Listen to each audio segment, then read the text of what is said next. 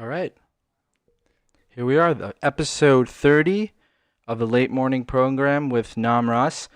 I am so incredibly honored and so happy to have Rasik Mohan, Prem Pradeep, and Radha Raman Prabhus, who's in the back there. Thank you guys for coming on. I really appreciate it. I'm so honored and I'm so blessed to have your association. You've been living in Vrindavan for so long, and you just dedicated your life to your guru, and we're gonna hear all about it on this episode, guys. This is gonna be really nice. So before I start,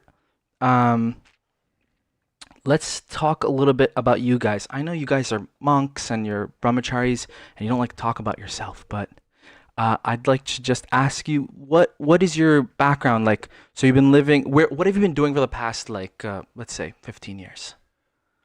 So first, I guess it all started.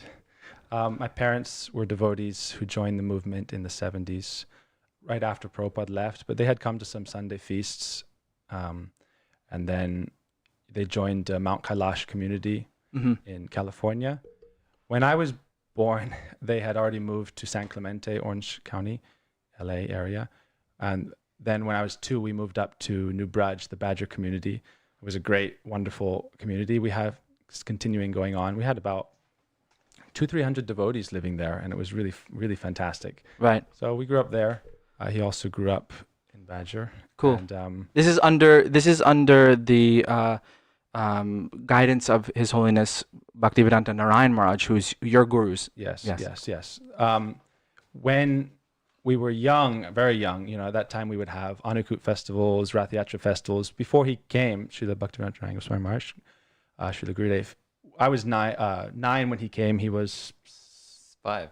Wow. 5. So, that was just a very special experience. But really, we're fortunate that from the time we were just babies, his parents were Prabhupada disciples. Amazing. Wow. And so, Brajendranan Prabhu. Okay. Anyhow, so when we were kids, we just were immersed in the bhakti culture.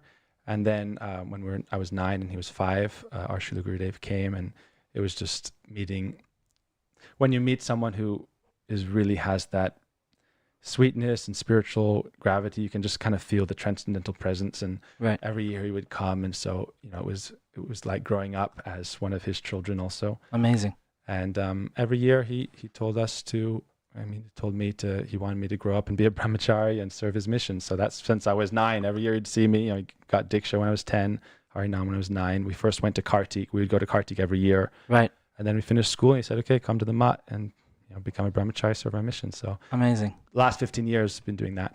So a good friend of mine who I met before I met you all, Madhukar, he told me about you. And something I noticed that was interesting was that a number of very young what we say gurukulis became brahmacharis, and for a very long period. So how many are there like you guys?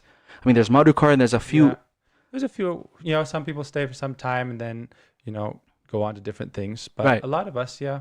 I think it's kind of unprecedented. Yeah, it's pretty cool. I don't see that so often. Yeah. It's very rare. In our ashram in Vrindavan, we have about 50, 60 brahmacharis from Russia, from Brazil, from Mexico, from America, wow. England.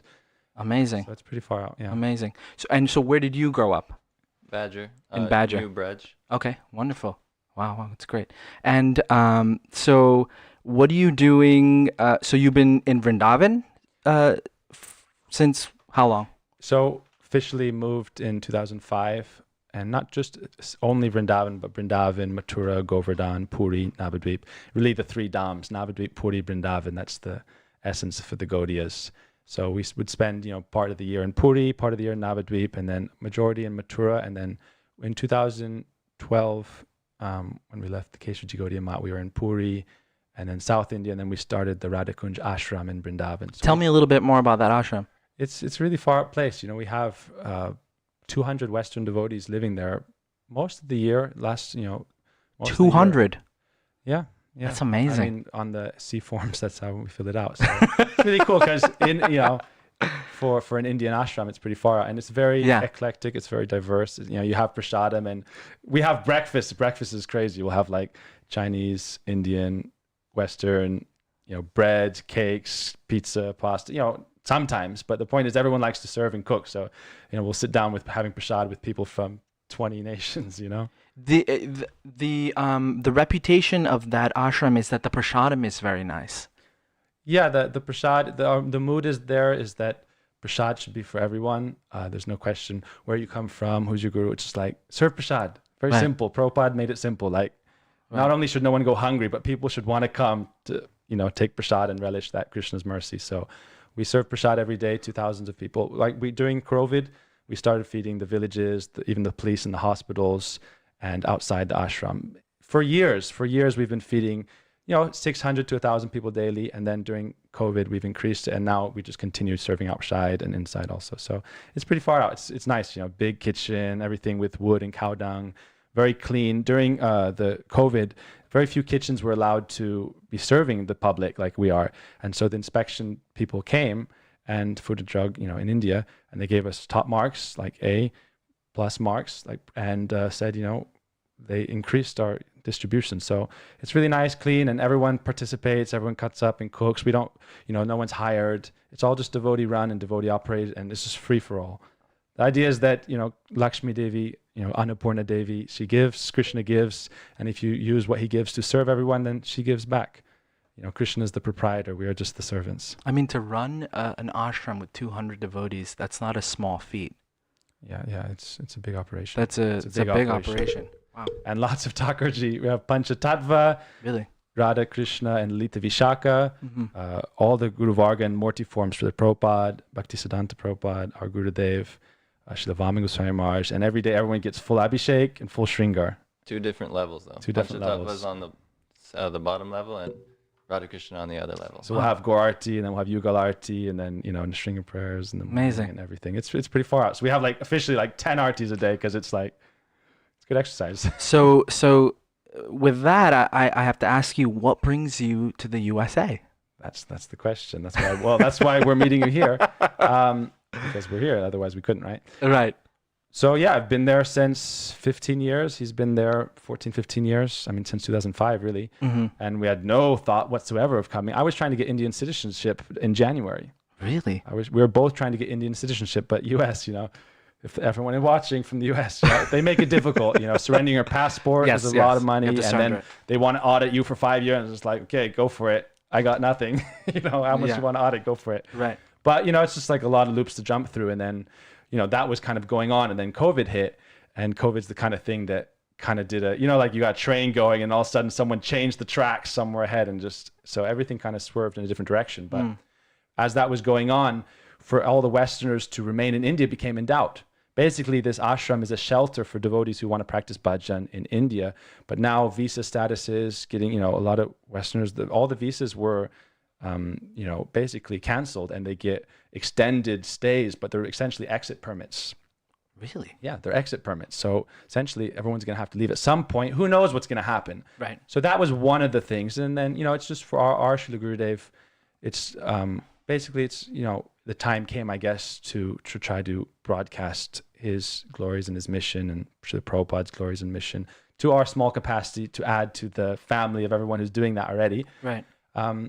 So really what happened is that, you know, in June, we were told to come to America and try to look for a center, try to look for property to create an ashram. Wow. So we came in June. It reminds me of like how Srila Prabhupada stayed in Vrindavan for a certain amount of time. Oh, I don't want to compare ourselves. Not compare you, but like that you kind of like it was a preparation. Like these 15 or 16, 14 years was a preparation for you to now come to the US and try to do something for Prachar. And yeah, basically, like there's a few things. Ultimately, we want to create a shelter for devotees, and not just devotees. Like our mood is Vasudeva Kutumbakam. All living entities are part of this family of God, Krishna.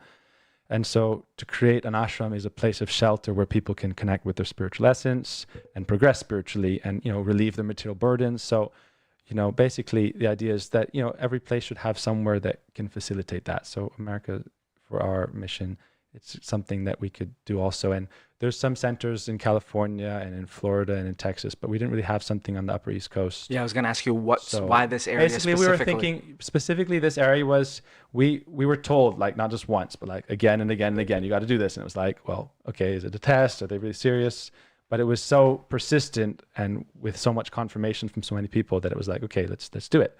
So as soon as we made that decision, we kind of met with our God brothers and God sisters and started discussing it. But really, it immediately clicked, like, let's go to New York. Prabhupada came to New York. Right. We came to New York. We go to Thompson Square Park, take the dust from where Prabhupada came, and what better place to do something than New York, really?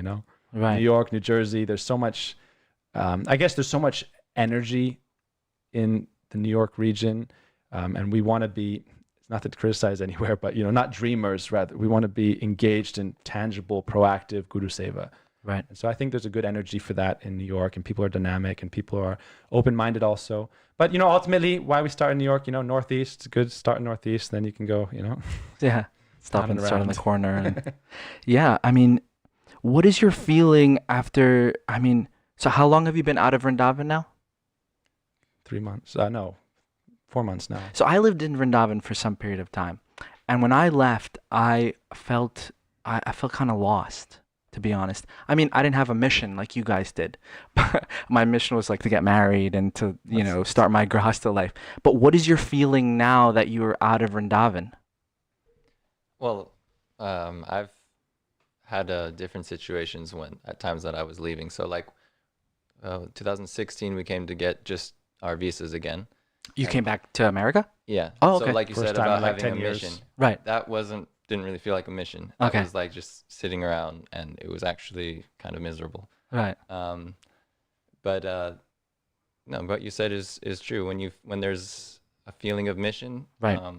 It feels a lot better. That's all I can say. Right. You feel like you're still in the seva, and you're not like taking a break or waiting, or you don't feel like unplugged as much. Sure.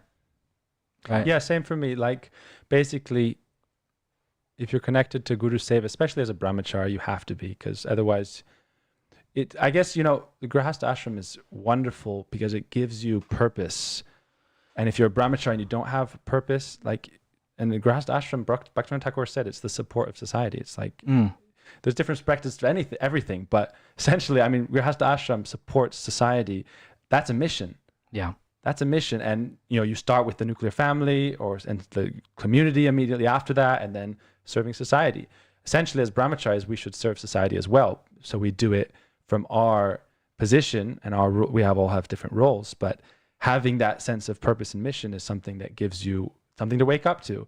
And the great thing about it for us is that when you do things from your own independent desires, you're standing on your own. You're in a position of doubt because you don't have like guru, heavy gravity giving you some solid, like, okay, this is what I need to do in my life and in my seva. It's just my own idea. I'm just going to go do this and do this. I'm not a pure devotee. We're not pure devotees. We're just brahmacharis trying to serve, our guru and Vaishnavas. So getting, receiving instructions from Guru Vaishnavas and shelter from Guru Vaishnavas and being able to participate and serve our community of devotees in the world, that's really, it's something that gives you a lot of inspiration to go about your day. Well said. Amazing. Wow. I admire that a lot. I really do. That said, though, it is really sad to be out of Vrindavan. Yes. Yeah. Yes. Yeah. No. You You have to have that. Yeah. For I sure. guess when we left, the Vaishnavas were telling us that if you're really serving your guru, then guru is always with you. And guru is always with you anyway. Like Paramatma is always with you, but Right. the question is, he's with you, are you with him? Yeah. Paramatma's in the heart, Krishna's in the heart, but are you with him? Are you focused on him and serving him? Right. So it's, we feel that connection, but at the same time, it's sad to be gone. But, Right. life is full of adaptation and evolution. Now going back to the, so where did you basically end up? I mean, for the sake, I know, Yeah. but for the sake Yeah. of our Wanna audience tell here, us? Here in New York. meaning like, So the ashram. So I'll jump to it. the ashram. Yeah. Yesterday we closed on a property. It's been an amazing roller coaster. We were on like 2 months ago. We were on a 4 hours news cycle. Like every 4 hours, something drastic would change. What do you mean? Just like the situation, the place. People would say yes. People would say no. It was just very like volatile. Like COVID with the same thing. Things were changing all the time. So it would like the morning you'd get one email with one kind of thing, then it would change, then it would change. So basically, you're trying to secure a property. securing a property, but also just different ideas, where to go. Oh, where to go? Different people, different ideas, which state to go to, where to start things, where to invest things, and also different things like, it was fluctuating a lot. And there was one property we liked a lot, and it was really funny that you want to just I'll just tell you the whole, and you can interrupt. Please, please go for it. It's a very interesting story for people that, we basically just jumped in the deep end trying to do this. I have no experience doing anything like this, and I've never even been to New York besides once growing up. But, Wow. We were very into a beautiful property. The idea is to have a retreat center where, devotees, not just a retreat center, but a bhakti ashram where people can stay and immerse themselves in the bhakti culture and kirtan, harikatha. So that was kind of our purpose. And it's hard to get a place in the city where you can host lots of people for anything reasonable as far as financial capability. Yeah. So that's why we're looking a little bit outside the city, but close enough that you can come do Sankirtan, you can come do programs, people can come there and stay, have rooms, things like that. So the first place we were looking at on Janmashtami, they were like, okay, it was a long struggle, and then they raised the price, and then they didn't know if they were going to sell to us or not. They're a Christian group, so I think then they found out we're like quasi-Hindu or whatever you want to call us. Is that the one where there was the lake? Yeah. You jumped into the lake and everything? Basically, that was a great place. I was excited about that. That was really exciting, but basically the place we ended up, when it fell through on Nandotsav. Yeah. It fell through on Nandotsav. On John Master, they're like, we'll do it. And then Nandotsav, they said, no, we changed our mind. So I was like, okay, Radhastami, something's going to come through. Krishna's crooked and he's tricky, he's like bait and switch. All right. So Krishna's like, okay, bait and switch, okay, Radharani, So on Radhastami, we actually finalized, getting a property that we had decided upon. We did the building inspections. We were ready to immediately enter into contract. That was back in Radhastami. So the place is called Ellenville. It's an hour and a half from where we are here in Jersey. And from Manhattan, it's about an hour and a half too. Once you get into Queens, it's about hour 50, 2 hours. It's a beautiful town. It's very beautiful. I actually say it's better than the other town we were looking at was Liberty. And it's a little farther and a little bit more run down. But Ellenville's a really beautiful town. The Shamwagunk Ridge and the views is gorgeous. 60 acres we got. 60 acres right by a 50-acre lake. So the other one had a small lake on the property. Yeah. This one has a huge lake right next to the property. Wow. It's a private association of the lake, which we're a club member of. Of course. It's beautiful. The property is great. 4 houses, 15 bedrooms, 11 bathrooms, 7 kitchens, 2 sides of the road, 30 acres undeveloped. I sent out a trailer. Some people probably saw, or we could put it in the description or something. Sure, we will. Yeah. It's a really beautiful place. It's really nice. We got some Maharajas come today, and and some devotees from up Mantra Central. So what's your plan for this? We're having a opening inaugural festival on October 17 and 18. Okay. So we'll have a lot of devotees staying there at the property. You're invited. Yes, I'm totally coming. Newsflash. I'm not saying overnight. Probably not. But I will totally come. 17, 18, we'll have Yagya, Abhishek, Kirtan, Harikatha, guests and things like that. Wonderful. Ice Prashadam. And going forward, we'll see. Obviously, we want to have a place to host devotees and host festivals and preach from. Preach and spread. Our mission coming here, and it's very important that we have so much connection and love for Srila Prabhupada and our Srila Gurudev. Srila Prabhupada is like, we were told before we came here, Srila Prabhupada is the Ishtadev of America, basically. Right. So, we're going to establish our Srila Gurudev's Murti and Prabhupada Murti and, worship them, and then have, we'll have Vigraha come when they desire to, when they decide to. Right. You can tell already, there's the whispers of, Vigrahas desiring to come. So really? We'll have some beautiful mandir and places, but ultimately, we have different publication sevas and preaching sevas and programs, and I like to be very engaged personally and, try to live in a dynamic way. In the US, it's sink or swim place kind of, especially in New York, 50 acres, 60 acres. We don't have jobs to maintain the place. Right. And I don't want to be a burden on, grahastas or even on, Vaishnavas from India. We want to try to, do our best to make a really dynamic place. And so we started, we have a, religious nonprofit. We'll do charity activities, spiritual education, things like that. Keep things very, genuine, have a lot of integrity, a lot of transparency with our operations. But we'll serve through that. And that's an interesting conversation we could segue into, or whatever else you want to talk about. But sure, no, basically, please. Okay, so there's a lot of things to talk about in relation to that. But basically, my mood is, we're all part of the same spiritual family. And the wider you bring out the circle, the wider you realize everyone's part of the same spiritual family. Like you can say, okay, human beings, but then you could say, no, really all living entities, all creation, it's all Krishna's creation. Ishavashyamidam sarvam. It's all Krishna's jagat. So we should have a sense of, brotherhood. We have these, it's a cliche. And so people think, oh, it's just a cliche. But the more you develop in spirituality, the more you can see the deeper centricity and the deeper connectedness between all beings. Yeah. So we see that not only just with our different Vaishnav Sanghas, but also, how can people in general appreciate what Krishna consciousness has to offer if we don't have a sense of brotherhood to people? You have to have a sense of connection through love and care and compassion. People just seeing you have an essential affection for them. Sometimes in preaching, oh, you're eating meat or you're eating, it's like everyone's on the spiritual path in life. Right. And we need to try to help them become more advanced in that, uplift them. And without affection, how can you progress in that? So, right. I've never seen that before. Wow, that's really amazing. So what enthuses Premadeep? What enthuses you about the future of this ashram? I would say I can speak particularly among our God brothers. Mm-hmm. There's plenty of fired up people, but it would be really nice to actually get together more in a powerful way. Everyone's been saying it to each other. They're like, oh, we wish things were more dynamic.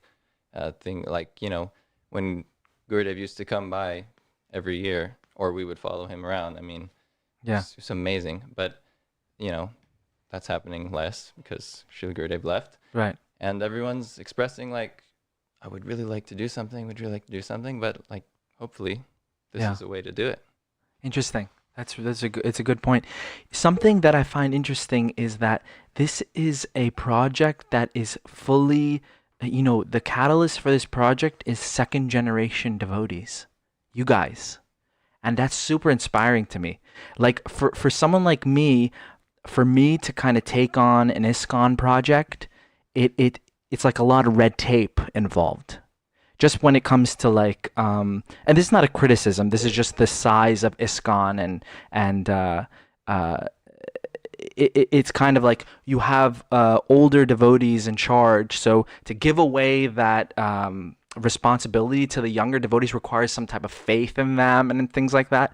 But for what you're doing, it's kind of like trailblazing. You're just you're blazing your own trail, and I find that really amazing. And I'm just super excited for what you have in store for the future. And so beyond the tell us about that. Tell us a story about how you secured it. Yeah. Okay, just one comment though. I just Sure. really feel like Mahajano Jena Gata Panta. Yeah. So in one sense, you could say we're trying to forge a pathway, but in essence, in reality, we're trying to follow the footsteps of our predecessor acharyas. And Sure. So, but yes, at the same time, there's a balance. I would say that it's very important for us to be under Anugatya and Ashray. Narottam Das Thakur sings, Ashraya Luya Bhaje Thare Krishna Nahi Tyaje Arsab More Akaran. So being under shelter and respecting our seniors and all our senior Vaishnavas, but at the same time, having that faith and trust in you to, kind of Vaishnavas, Krishna so mercifully always gives you free will and he gives you direction, but ultimately he gives you choice. So it's a mixture. The question was, so this is a very interesting part of the story. It was around Baladev Purnima time. So it's been connected to Baladev. There was 3, chapters going on, Baladev and then Janmashtami and Radhastami. Right. Around Baladev Purnima, it was kind of like the support underneath you had seemingly collapsed for a moment, where it seemed like probably wasn't going to happen because there wasn't the some of the financial backing it was a little bit ephemeral. When it came time to give actual cash offer and things like that, you have to show. So that and then we're trying to raise bridge loans and that wasn't working out. So it seemed like it was not going to happen essentially. And it's probably hard for you to get a mortgage because... Yeah, not only that hard, but impossible to get a mortgage. I had zero credit. Right. I have no credit history. Right. He doesn't have a bank account.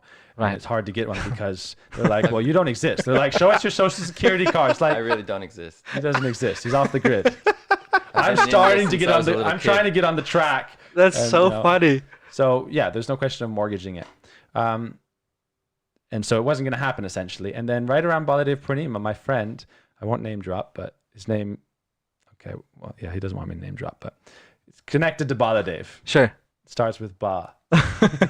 Whoever is watching this Yeah. and knows that, you guys, I So guess you can. anyway, it was, I'm telling you, it was like such a crazy thing because it was like, okay, well, we were going to meet our friends in Hawaii and spend some time. And they have like some place there, but it wasn't really, our idea was having a mainland ashram where you can preach from and travel around America from. So that wasn't really going to happen. And it was just when I'd fallen through that, I got a WhatsApp from my friend who said, he said, I got to talk to you. And I said, okay, well, what's up? And I called him and he said, well, my dad just got a check in the mail for 250 grand in his name. And he's a brahmachari also for many years. So the person who had sent it, I won't name drop her name either because she likes to be anonymous, but she's a Christian lady with some idea of kind of reincarnation and samsara and things like that. So she also has understanding of that, but she's Christian, believes in one God and things like that. And she had not really known this guy, met him once, had some interaction, business relationship with his father, and she had decided, I want to give this to a good cause, and I think he will give it the right thing. And so amazing. And then immediately, because that was what was we've done different works that we've done, like build our Gurudev Samadhi in Navadvip, and we're trying to build a Pushpa Samadhi in Puri.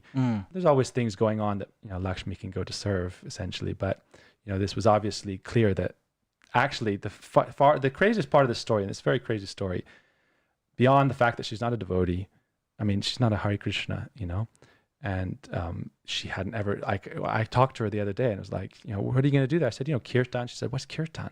She doesn't even know, she'll learn and she's going to come and visit, which is far out, but wow. Essentially there's no background in this.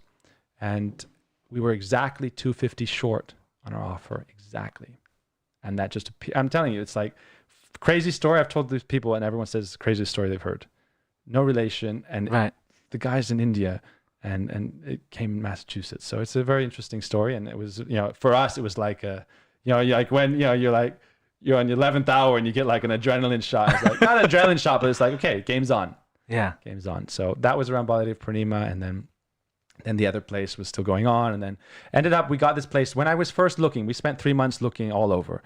Jersey, Massachusetts, Connecticut, New York, even like looking at places in New Hampshire, Virginia, Vermont. Wow. A lot, like online, 5-6 of our friends looking, and we traveled. We got this car from our friend, and then I put already like 4,000 miles on it in a month and a half. Oh my God. So like we've been on the road doing the beat. Right. But for one of the first towns we visited was Ellenville, and we really immediately struck us as really nice. And we saw property there, like it was about 40 acres, and it was like 80 grand. It was a gorgeous view and like, undeveloped, but it was like, wow, that's pretty cool. And after we went there, we went to the next place and it was like, wow, this is great. But ultimately we came back to that town that we really liked the first time, and we found a really great place. Place of worship's allowed there. It's the Pacific zoning, a beautiful lake. Everything was like a little bigger and better. More houses, less money. So, we got that, and it's really felt like it, every step of the way for me, it's felt like, if we're doing things independently against Krishna's will or against Guru Vaishnava's will, there's no Shakti in it, there's no taste in it, there's no rasa in it. But when you're trying to serve the higher purpose, the higher will, it gives you a lot of shraddha, but it also gives you a lot of confidence that I can do this because it's the right thing and because it's for a noble cause. Right. So yeah. That's an amazing story. When in any kind of like undertaking, there's always some type of challenge that might come up. What do you feel that could be challenging in the future of your ashram, or how would you deal with it? You want to speak, or I'll speak first, then you can talk. Or- Yeah. There's so many challenges in life, and you kind of have to expect challenges, especially in Kali Yuga. Yeah. Kali Yuga, I guess the greatest challenge is very straightforward. Kalam lati. The nature of Kali Yuga is to increase quarrel and also hypocrisy. So if we can try to remain free of quarrel and hypocrisy to the greatest of our capacity, then things would be running great. Getting a large group of people to agree on things is difficult. And that's why I firmly and deeply, honestly believe in the concept of unity and diversity. And it's again another cliche, but when you really get into it, it means that ultimately we have higher connection or a deeper connection, And so then we should celebrate our diversities, like genuinely celebrate them. And I gave the example of flowers. Like, who would want one kind of flower, one color, one smell? That'd be boring. Yeah. I want many colors, many fragrances, many shapes, many sizes. And that diversity is beautiful, but they're all flowers. Yeah. They're all united in that ultimate, you call it the substrata. So if we see that we're all connected, then we can celebrate. Oh, I do these things a little bit this way. I do I was talking with devotees from ISKCON. They were asking me like, what's different about the Gaudiya Math? And I said, like, we do this. This is the same. This is the same. This is the same. It's all the same. Like 99.9%. It's all really. And then the differences are so subtle and so really they're celebratory differences. If we can accept that they're celebratory differences, we can be great friends. Can you give an example? I'll give an example. We were at this ISKCON house for 2 days, and they did Mangal Arti, and we said, okay, we'll do the Gravastikam Sangsardava during Arti. And they said, no, we sing Vibhavareshesha. And I said, well, and we were like, okay, we went along with it. Right. But, some people would say, oh, no, why are you singing Vibhavareshesha for Mangal Arti? And we said, well, like they do it in Vendava and Krishna Balaram. Yeah. So it's like the differences that you perceive as a difference, Prabhupada's Samadhi place, they sing that song. And so it's not that either one is right or wrong. It's something to celebrate. People can do things in a different way without them being antagonists. I think that's really important. I think for us, that's something that we really need to set in a precedence. It needs to have the precedent set that people can do things in a different way without being antagonists. There's no reason to be there's genuine reason to be antagonists with people who are completely opposite from you, who hate your guts and who want to kill you. Yeah. And really, actually, no one really wants to do that. Who really wants to do that? There's evil villains in Hollywood. And, Maya obviously provides your karma in different forms, Your karma appears in different forms of various villains that, reap what you sow. Yeah. Okay? But, essentially, if you're talking to a Christian, you're talking to a Buddhist, we believe in being good people. We believe in some higher power. Even atheists, at the end of the day, Krishna says, I appear to them in the form of Kal. At the end of the day, when they're in the womb, they believe in God. When they die, they have to believe in God because they see the reality of the impermanence of the soul and spiritual journey. So it's we have so much connection as human beings. Why should we fight? And, we should, at the same time, that's why I say unity in diversity. We have to maintain integrity of our various individual spirits. We have to maintain our integrity. Yeah. But we don't have to fight over these things because we can celebrate them. That's the whole principle of diversity. Now, if we don't have the unity, then the diversity causes conflict. So you say, no, we're ISKCON, we're Gaudiya Math, you guys Bhaktivedanta, whatever. It's ultimately we have connection and our differences are something to celebrate. If there's no unity, we're in the same mission of Mahaprabhu. Ultimately, we're in Mahaprabhu. We can all agree on Mahaprabhu, right? We all agree on Mahaprabhu. We all believe in Radha Krishna, Vrinda Devi, Tulsi prayers, Tulsi Parikrama. Some song may have a different line. Right. I'm I want to hang out with you, do it your way. Come sometimes hang out with me, do it our way. Yeah. Hang out and be 100%. friends. Yeah. Yeah. So I'm serious. I really strongly believe one of the difficult things will be, accepting differences and being happy about them. Not just being happy about it's Krishna gives freedom to the jivas. Krishna gives freedom. Who are we to usurp the jivas' freedom to try to force them to do something our way? That's us trying to be God. And that's, the greatest violation of someone, to try to usurp their freedom and control them without their will. So, my mood is that we should, be servants instead of being masters. Do the best as we can to be servants of others. Seva parama dharma. And then we can get along and have a really beautiful, loving relationship. That's a great point. Did you want to add something? Yeah. One thing was that that's a great point, but when it comes to staying true to your own tradition, what would you say? Meaning our traditions are not different; they're the same. But I'm saying there's little differences, but staying true to your own Guru Parampara, Guru Varga, how would you respond to that? So I would say that you look at our Vaishnavas give this example of the holy rivers, Ganga, Jamuna, Saraswati. All of them have specialities. Right. When they merge in the ocean, their unique qualities aren't apparent. They become unapparent. So you want to preserve them because that preserves culture. Culture means, who wants one thing? You go to Baskin and Robbins, there's not one flavor. There's 32 flavors. Krishna is Rasa Vaishaha. Krishna is the emporium of flavors, rasa. So everyone should do their utmost best to preserve their culture and tradition. It's just straightforward. Preserve, strengthen, do your best to protect, to preserve the integrity of it, and while accepting and embracing the fact that other people should also do that. And really seriously do it, because it's ultimately everyone's duty. Like, you have a family, it's your duty to take care of your family and support your family and help your family grow. And you can look at that as a society, as an institution, as a sangha, or as an individual family. You can still have a neighbor who you get along with and have dinners with and invite over to your events. They invite you to their events, and you get along. But you must preserve your integrity of your tradition. You have to. Yeah. Otherwise, it's just going to disappear. Like, time is the great destroyer. Kalusmi lokakshaya krit pravido. The only way to buttress against the impeding doom is to do your best to preserve Dharma. Dharma rakshita rakshita. Preserve Dharma to your utmost capacity, knowing that ultimately Krishna is the great destroyer, and Krishna is also Dharma. Right. So everything has its time. And ultimately, we're lucky that we're present in Sanatan Dharma, which is eternal. And it appears and disappears according to our vision, but it's eternal. So, we do our best, but ultimately it's eternal. Yeah. There's two directions I want to go with now in the conversation, but one direction is that I notice, this is something I've been thinking about for the past few months. Maybe you saw the conversation I had with Venkatabhatta or Hridananda Maharaj, but I notice you guys are always wearing dhotis and the saffron cloth and everything. What is your strategy for attracting people to Krishna consciousness?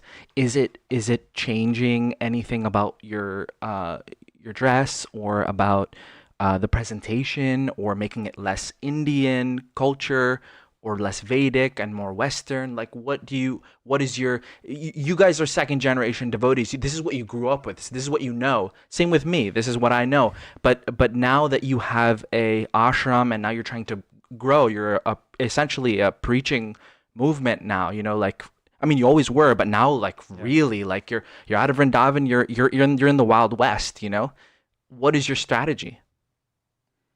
I can say personally, it's funny. I'm just personally into tradition, like old school stuff. It's just like an easy part of that's how my mind works. It's you. Yeah.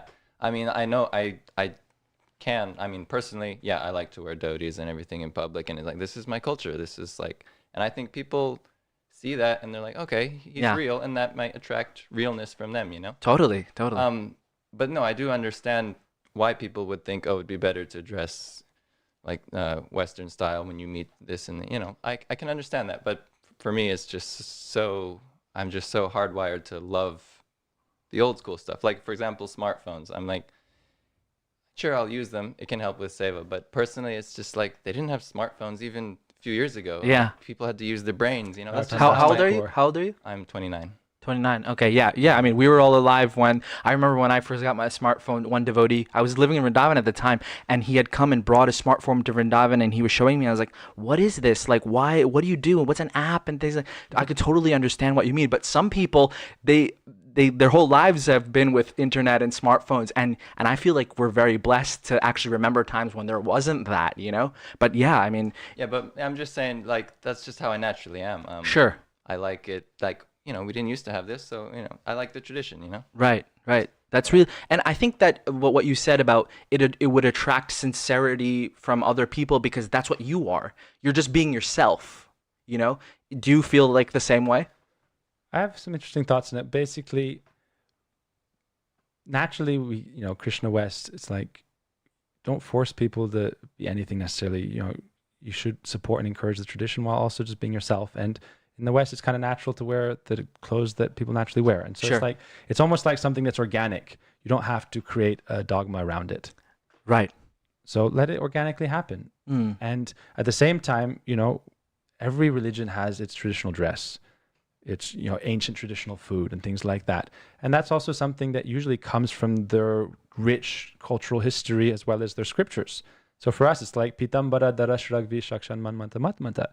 It's Krishna wears a pitambar. Krishna wears, not the varvesh. That's Krishna. That's what Brajbasis. To say that that's a reflection or like something that's only in the material world is not true. It's deeper than. And sometimes people say like, people. The Prabhupada would say, we're not promoting Indian culture. We're not promoting India's religion. It's a worldwide thing, international society for Krishna consciousness. But we have to also at the same time recognize that it does have a background and it does have an eternal stali, an eternal place. It's the International Society for Krishna Consciousness. Some people were saying, call it God consciousness. Prabhupada said, no. What are the benefits spiritually living it from saying God compared to what, there's no sastra that says 1,000 times saying God is equal to 1 time saying Krishna. It's not there. Saying Krishna once is it destroys all pop. Why would you want people not to say that? So one thing is that it's kind of let things go organically. And also, you should preserve the tradition. And the other is that, I guess there was some other things. I lost my train of thought a little bit, but yeah, we should embrace we shouldn't feel like vulnerable or fearful of like, this is who we are and maybe this makes us look weird. And, and people, like you said, people react to what's real if they see it's real. And ultimately, lots of people, it's kind of a fallacy in my mind that you can't be successful preaching in devotee dress. Yeah, okay? agreed. You can see great preachers who aren't even Vaishnavas or Hindus like Dandapani and in our society, in ISKCON, look at Gorgopal. He's got millions of subscribers. A lot of his talks aren't Krishna, they're not Krishna-centric. They're more bridging people into it where he gets more Krishna-centric and Radhanath Swami's books and things like that. So it's like, just because, I wear tilak and a dhoti and people are going to be like, I'm a freak or something. It's like, no, it's like, and if it's useful to preach, Prabhupada would say also, if it's useful to preach in a way, in a patent suit, yeah, great. Yeah. Like for us, particularly as brahmacharis, this is our robes. Right. And this is, the vow, this symbolizes the vow we have taken of celibacy, more than that, just of service and sacrifice to Krishna and to, Srimati Radharani, and that we're trying to offer our life 100% to them. So it's symbolic of that. And it helps, Vesh, Avesh, Samavesh. If you're in the proper Vesh, helps your absorption, Avesh, and that helps, it also creates an environment that's favorable. But ultimately, it's like, let people be people, and there's no need to create more and more dogmas around, like, okay, anti-Indian. Like, we should have, like, in our Radhikunj, we have prasad, sometimes we'll have pasta for breakfast, sometimes we'll have khichdi for breakfast, sometimes we'll have idli and sambar. It's like, it's all beautiful, it's all good. But, there is an inherent beyond Vedic, Braj quality. What is the nature of Braj? What is the nature of Svetadweep, Navadweep? Right. What is Mahaprabhu dressed like? Mahaprabhu doesn't dress in pants and jeans. One time they tried to do that in Banki Bihari. Right. And there was a huge furor over it, and for good cause. Krishna doesn't wear Levi's. I don't even know what they're called. Levi's? Levi's. The fact that you don't know that is so awesome. I love that. Yeah, Levi's. Okay. Yeah. Anyway, yeah. I got a bit of a cramp in my leg. Sorry. Yeah, I mean, so is that your? So then for this ashram, you're just presenting yourself as you. Well, not only that, but it's just there's going to be lots of people who come, and a lot of people preach from pants and shirts. Like a lot of people may come and use that place to, we'll have interfaith stuff, So we're not saying you have to do it one way. Yeah. Someone who's in Krishna West can come and preach. Go for it. Like, we want to sit and discourse and discuss and have a friendly mood towards everyone. And again, we preserve our traditions, but we can also discuss and debate and, discourse, and those things are good. Right. Now, I want to kind of change gears and talk a little bit about a sensitive topic, but not so sensitive. I mean, we're all, I feel like we can make some, clarifications on things. So I grew up in the 90s. You guys all grew up in the 90s as well. Now, why was there so much friction between ISKCON and your Guru Maharaj's group? This is unprecedented right now. What we're doing, we're discussing this as devotees, as friends. I mean, I respect you guys so much, and something that you said on the phone to me the other day that really, your whole mood about inclusion and just like brotherhood when it comes to Krishna, even though we're from different societies, this kind of how to say it, this kind of like inclusion and kind of like open talking. I think this is like super revolutionary. And so with that, I just want to, open it up to you to kind of like clarify. I mean, you don't take it as like a that's pressure or anything, let's address it. Let's jump into it. Yeah, go for it. Preview it much. Preclude it more. Yes. There's a multifaceted answer and there's multivariate analysis. Sure. Okay, you give a univariate answer and it's it becomes it doesn't show the whole picture. So we don't want to show a few pixels that show the full picture. Right. But that's obviously something that takes time and detail. Right. It's easier to show a snapshot from a distance. But right. There's a few things to say about that. I would say that bridges versus walls.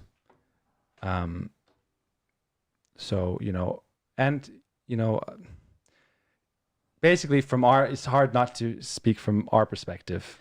I want you to speak 100% from your perspective and speak honestly and don't feel like you're going to offend anyone. Yeah, no, I'm not offending anyone. I'm just saying if you look at the actual history, it was clear that Srila Gurudev and Prabhupada were very close friends. Right.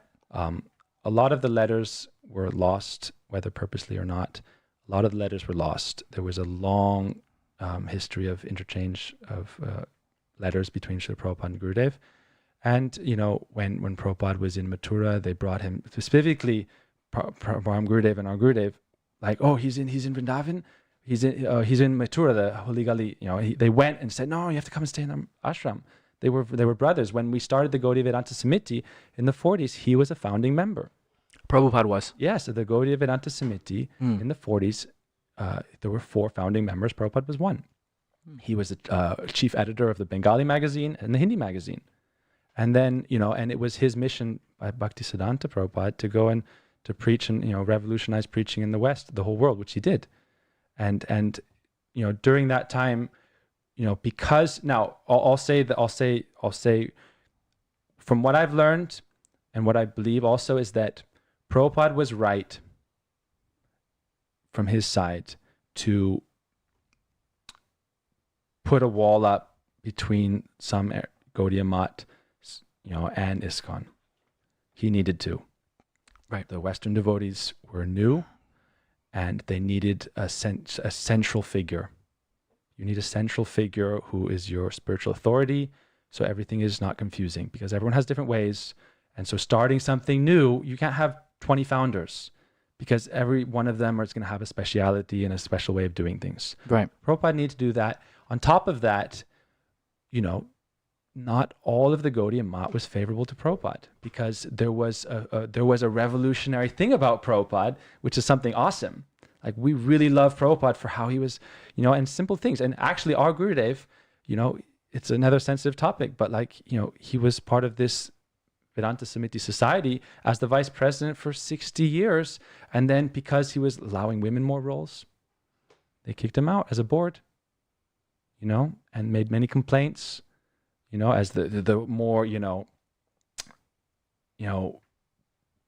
don't want to use the word patriarchal, because I ultimately we believe in Krishna as the supreme patriarch, and Srimati Radhika as the supreme, force, Shakti. So, but there was resistance against our Gurudev also. So with Prabhupada, he was doing some things which would be considered a little bit more, it's not even that it's heterodox, it's orthodox, but he's just he's adapting and bringing everyone in. Like Mahaprabhu, if you look at Mahaprabhu brought everyone in. He would say, Chandale Brahmane Kole Kadartale, everyone should be part of this. Je Baje She Bara Bhaktahina Char, whoever has the most devotion, they are the guru, they are the master who should be regarded. Raghunandan, Mahaprabhu asked, who's your father? I think, what's this? Thakur and Mukunda Datta. Yeah, who's the father? He said, no, my son is the father, because look how much love he has for Gopinath. So the mood of Mahaprabhu was always celebrate whoever has great devotion for Krishna without distinction of caste and creed. Sometimes, when Prabhupada would bring his new Western disciples, certain Gaudiya Mat acharyas wouldn't take their prasad that they cooked. Right. So these things these devotees are babies. You have to love and care and foster and help nourish and develop. And if I'm not going to, you touched it, you're Malecha. How's that going to help build up, people's confidence in Krishna consciousness from a foreigner perspective? Right. So that's why I'm saying from Prabhupada was the one who said initially that, you should limit your connection with the Gaudiya Mat. Now, he did say also before he departed, entered Nitya Leela, that now, the war is over kind of thing. And so he said there should be more of a interchange of ideas and of connections. And at the same time, Prabhupada did. Now, that's one angle. The other side is that Prabhupada, when he was preaching, he requested again and again, this should be a branch of the Gaudiya Mat. He requested many different preachers to come.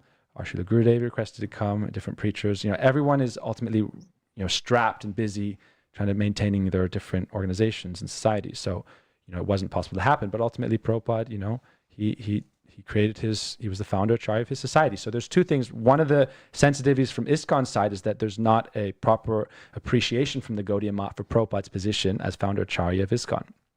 That's one of the things. There's not a proper appreciation that Srila Prabhupada is the founder of ISKCON, and what he did was such an amazing service to Sri Krishna that, it was, there's I'll give you a great example. Prabhupada, there's a story of Prabhupada when I think someone was saying like, oh, well, you've done this and so many people could have done this. And Prabhupada gave the example of, I think it's a Columbus story, but basically, I don't know the whole story, but basically there's a story of like someone said like, take an egg and put it on the top of the roof and make it stay, something like that. I think I might have heard that. I probably haven't heard this for 20 years. Stand it up on the table. Stand it up on the table. Yeah. But I think it was the top of the roof or something. No, and so he cracked it and they stood it there. So he said, anyone could have done that. No, but that person did it. Right. and that's a silly example, but what Prabhupada did was genuinely, and I'm not saying this because you're in ISKCON, I'm trying to impress you or any of your followers. Like this is a misunderstanding from ISKCON's side towards the Gaudiya Mat, that maybe like there's another angle that why I see ISKCON feels like the Gaudiya Mat is like they try to leech off ISKCON devotees. Right. Okay. And so it's like, ISKCON do the groundwork and then we'll just kind of pluck when the fruits are ripe, we'll pluck them. Right. So that's obviously something that's going to be hurtful. And I genuinely think that shouldn't be done. And, we've been meeting different ISKCON devotees and it's like, wow, what you're doing is amazing. We love you guys. She's like, you guys are our big brothers. Really. Like for us, second generation devotee, we grew up in ISKCON community and now we're kind of like serving our Gurudev and we became connected to him. There's a misunderstanding from ISKCON's side that our Gurudev didn't really have a deep relation with Prabhupada. It was a tactic. I was at our Radhakunj ashram and I overheard, everyone's sitting taking prasadam. Yeah. And they're waiting actually at the stairs and they're talking, oh, they just use Prabhupada. They just have a Prabhupada Murti because they want to use Prabhupada to show and attract. It's like, they were saying that in the... Waiting for prasadam. Oh my God. In the stairs. And, I was walking by and I heard them talking about that in like a heated way. Yeah. So it's like the misunderstanding from ISKCON's side is that, and there's different areas of Gaudiya Mat, different sanghas, but like from our side specifically with Gurudev, there's zero question about our relation to Prabhupada and our love for Prabhupada because, for example, his parents are Prabhupada disciples. The Maharaj who just came to our property, Prabhupada disciple. Most of the Maharaj is Prabhupada disciples. We are in that line of Prabhupada. Yeah. There's no question that Prabhupada is in our Guru Parampara. Now, that's a whole question about Shiksha versus Diksha. Bhagavat Parampara includes Shiksha and Diksha. So, Prabhupada can be your Diksha Guru, he can be your Shiksha Guru. Now, obviously, we're not saying he's like a Param Shiksha Guru or something, but, Krishna is Shiksha Guru, Mahaprabhu is Shiksha Guru, the scripture is the Guru also, through the Vani. So the point is that Prabhupada is genuinely part of what we are. And that's why we're establishing a Prabhupada Murti at our center.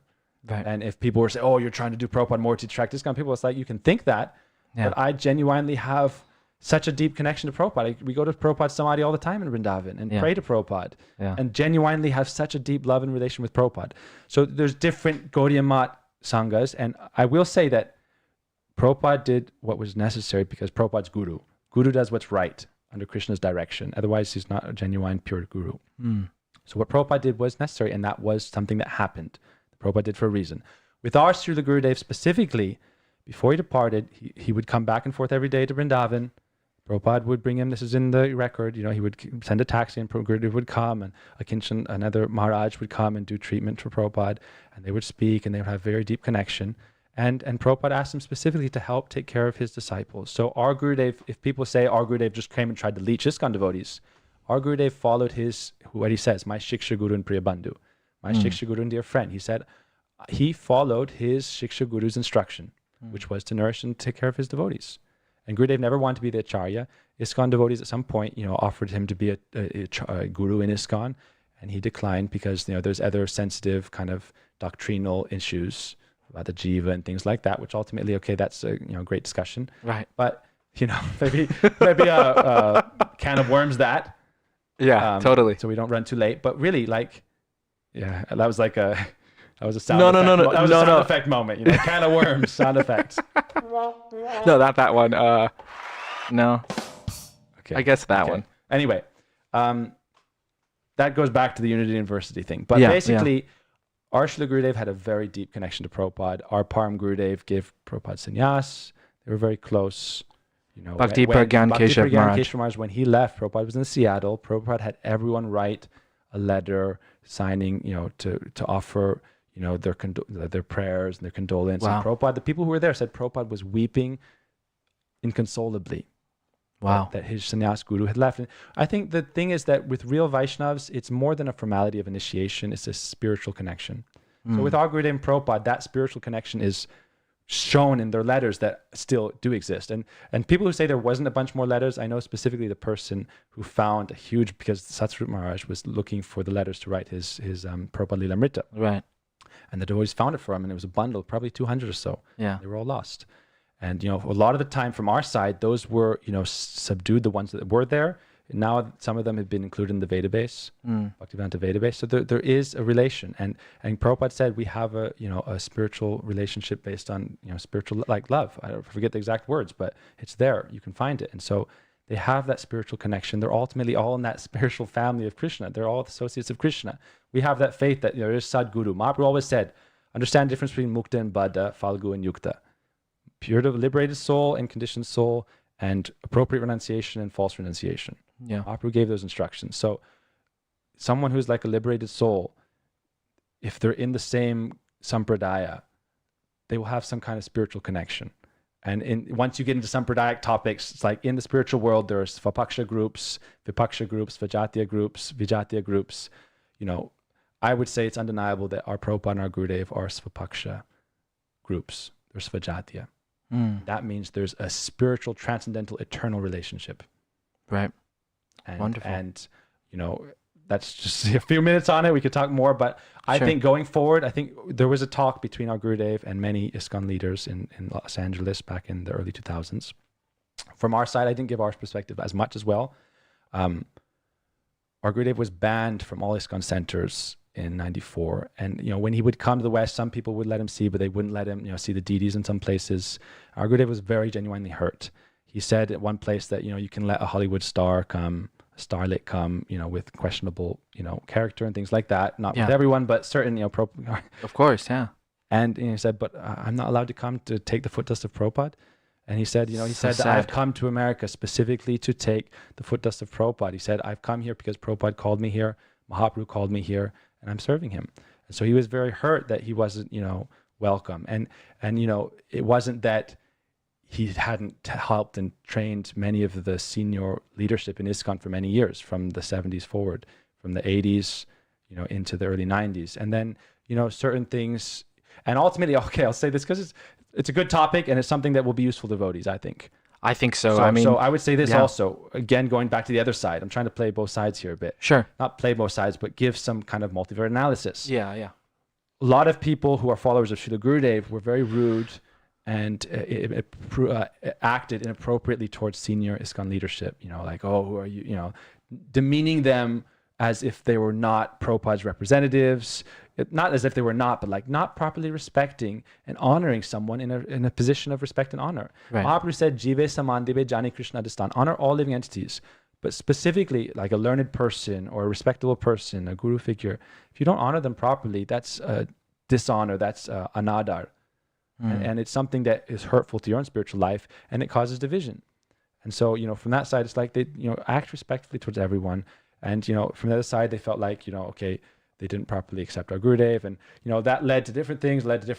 You know, when it was banned, then it became like a policy. And even to this day, I mean, you know, it's like, even with Srila Sridhar Maharaj, Bhakti Rakshak Sridhar Maharaj, it's like, okay, it's okay to quote him, but it's not okay to quote Srila Narayan Maharaj. Right. Why? What's the big deal? They all read his books. Most people, you know, and it used to be like a stigma. Oh, like you have to hide the book. Nowadays you can, you know, it's an ebook, so it's easy to hide. But like, what's wrong with Venu Geet? Most of his books, and I'll say this is important. Most of his books are translations of Vishwanath Chakravarti Thakur, Bhaktivinoda Thakur. It's unquestionable. Sometimes he gives Bhavanuvad and he gives commentary and things like that. But but it's essentially Gaudiya Vaishnava scripture. And, you can say that it's not for a neophyte, perhaps, but intermediate, definitely. And some definitely also for neophytes. Like, everyone should take part of the rich culture of Gaudiya Vaishnava literature. The Mahaprabhu specifically sent the Goswamis to establish Vigraha, to establish the holy places of Radha Krishna, to establish Vigraha, and to establish Vaishnava Maryada, etiquette, rules and regulations, things like that. So if we were to say that we can't read the Goswamis' literature at any point in our spiritual evolution, okay, you can say that now you're in your primary class. Now, if we're to say that we can never read the Goswami literature, why did Mahaprabhu send them to write those books? And why did they do them if they're like forbidden? And Mahaprabhu said in Chaitanya Charitamrita, and Prabhupada writes about this, that, there's a story of the buried treasure.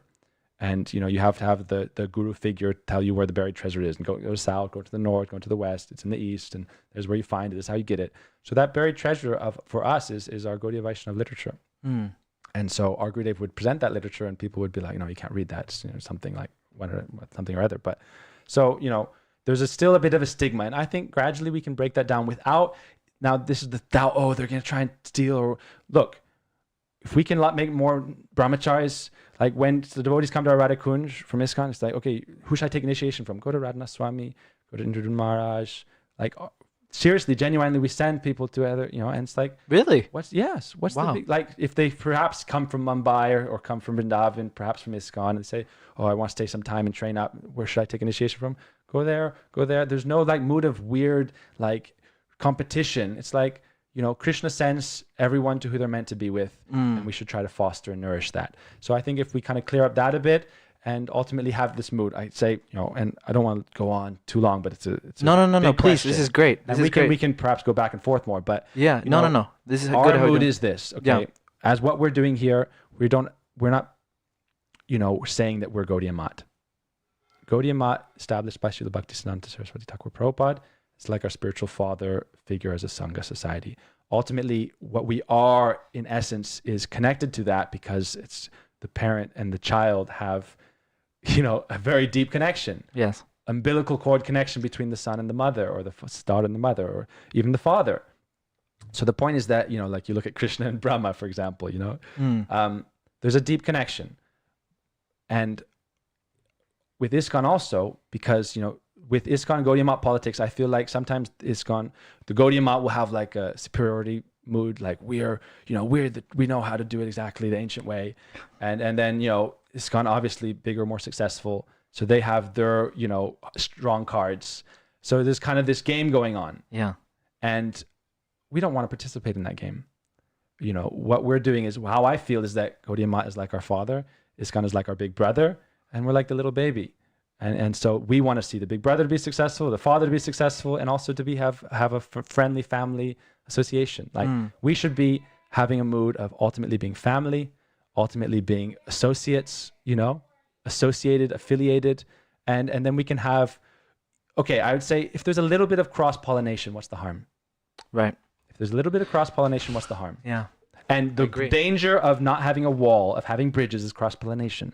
The societies that become too wall-centric ultimately wither and die. Yes. You can look at, in the course of society, everyone who limits export-import perishes.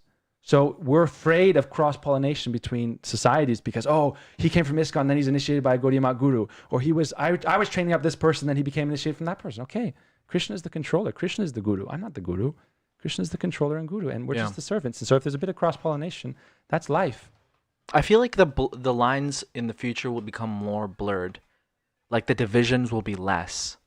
Just from like what we're doing, but I think the lines and the divisions were a lot more in the previous generation. Just, I guess, because it was more fresh and there was a lot of misunderstandings like you're mentioning. And I mean, I wanted to ask you something, but I forgot what it was. Do you want to add something? No? I want to hear from you. Okay. What else did I want to say? It's such a difficult, deep question that it's kind of like, okay, let's stop that and move on to something else. But no. I think we should continue. But let's dig deeper into it. Right before you said blurred lines, we're gonna blur the lines. Yeah, we were gonna, but before that, I had another thought what I wanted to say. I mean, I'm just digesting what you're saying because it's profound, and it's a lot of things that I mean I've heard before, but to hear it from you, so to say, from the horse's mouth, like, I'm not calling you a horse, but it's a saying we have in America. To hear that, All right, I'm leaving. to hear that is really, it's really, it's. I think it brings a lot of hope for me personally to hear all that, but I don't remember what I had to say about it. But I'll just continue. Like, yeah. I think if you genuinely have a love for people, then all these things will work themselves out. If you have doubt, mistrust, hate, or fear towards people, then, the defenses go up and up and up and up. Yeah. And taking your defenses down makes you vulnerable, but it also makes you stronger and learn more. So, we put up our defenses too quickly sometimes. And, sometimes, look at a mother and a child. If the mother kept the child in the bubble the whole life, they'd remain very weak and more vulnerable. As soon as they're exposed to real life, they can just finished. Yeah. So I would say that. And I would say, genuinely have affection for people. I genuinely feel affection for people. I don't care if they eat meat. Like, they're learning, they're growing. Right. Why should you hate someone because, like, do you hate a tiger? I think tigers are awesome. Who cares if they eat meat? Like, okay, ultimately it's not the highest evolutionary stage, Right. spirituality, but ultimately it's like, that doesn't make them a bad person. Right. And so, we should. Prabhu, one sec. I hate to ask you to do something, Prabhu. Can you close that door? Please? Yeah, no. I'm really sorry. Yeah, no. Yeah. So, I think if we genuinely have a mood of affection towards people, then Right. not only can we preach better, because people are smart, people are intuitive. So if they know that you're just preaching down to them, trying to convert them, trying to make you like them, it becomes like a Borg mentality. We are the Borg, you will be assimilated, resistance is futile. Right. No one wants that. No one wants to be. Krishna doesn't want you to love him by force. Krishna doesn't want you to love him by force. Krishna wants you to love him. And therefore he gives you a free world to have free reign in. And if you decide to love him, you can go to his abode. I don't like when people are like, you have to follow Krishna consciousness, you go to hell if you don't. That's a lot of the problems with Christianity and other religions, like my way or the highway, and otherwise you're damned forever. And so it's like, I believe in, what I call the loving reality. It's something that Krishna really genuinely loves you. Genuinely loves you as a father, as Krishna, Tumeva Mata, Tumeva Pita, Tumeva Bandhu, Tumeva Saka. Krishna genuinely loves you. And he's genuinely compassionate, Bhakta Vatsalya, genuinely Dina Vatsala. So that being said, we are put in a situation in this world to have free reign. And we have, Krishna gives us the independence to do what we like. Ultimately, if we, come to the highest understanding, we can approach him in a loving way and make a loving relationship, go to his spiritual dham. In the meantime, this world is our, look at the Bible or look at the Gita. Krishna says, Saha yagya praja, like, do yagya and flourish. Krishna says, do yagya and flourish. If you look at the biblical tradition, serve God and be custodians of the earth. So this is a place where, and having that responsibility from God to be caretakers rather than, and this goes something deeper, I think. If we understand that we are not the masters, and if we try to eliminate that master consciousness and develop the servant consciousness, there'll be a lot less fighting. A lot of the master complex comes from ego and desire to control.